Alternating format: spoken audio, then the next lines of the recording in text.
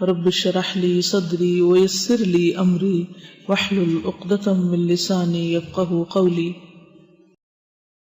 کسی بھی انسان کے حوالے سے کوئی دن منانا اسلامی روایت نہیں ہے، مثلا برتھ ڈے منانا یا برسی منانا یا انہی خاص دنوں پر کوئی صدقہ خیرات کرنا، یہ سب چیزیں بعد کی پیداوار ہیں۔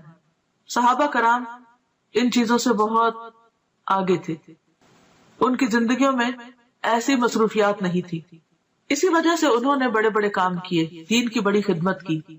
آج ہم میں سے اکثر لوگ وقت کی کمی کا شکایت کرتے ہیں کہ وقت نہیں ہے، تو اس کی بھی اصل وجہ کیا ہے؟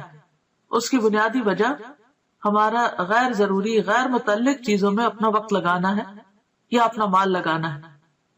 جہاں صدقہ کی ضرورت ہوتی ہے وہاں ہم صدقہ نہیں کرتے، بھوکے کو کھانا نہیں کھلاتے، یتیم کی پرورش سے جی چراتے ہیں۔ اسی طرح دین کے کام، تبلیغ کے کاموں میں خرچ کرنا تو ہمارے ذہن میں ہی نہیں ہوتا، یا اس کو تو ہم صدقہ خیرات میں شامل ہی نہیں کرتے، یا صدقہ جاریہ کے کام یا پروجیکٹ جو ہیں وہ نظر انداز کیے رکھتے ہیں۔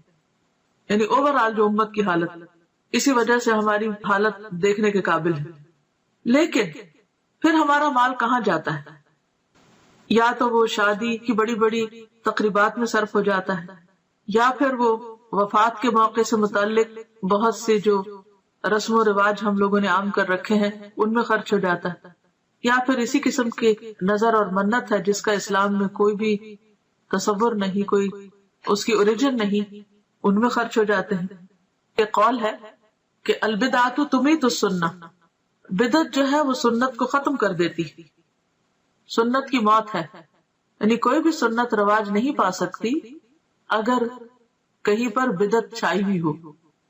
تو یہ عام سمجھ میں آنے والی کامن سینس کی بات ہے کہ اگر آپ اپنے وقت کو یا اپنی جگہ کو یا اپنے کسی بھی کام کو غیر ضروری چیزوں سے سٹف کر دیں گے، بھر دیں گے، اور غیر متعلقہ چیزیں اس میں کرنے لگیں گے، تو جو اصل چیز ہے یا اہم کام ہے وہ نہیں ہو سکے گا۔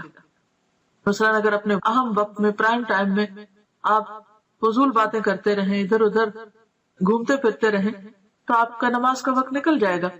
اسی طرح اگر آپ اپنے صدقہ خیرات کو غیر ضروری چیزوں پر لگا دیں گے تو ضروری چیزوں پر خرچ کرنے کے لیے آپ کے پاس مال نہیں رہے گا۔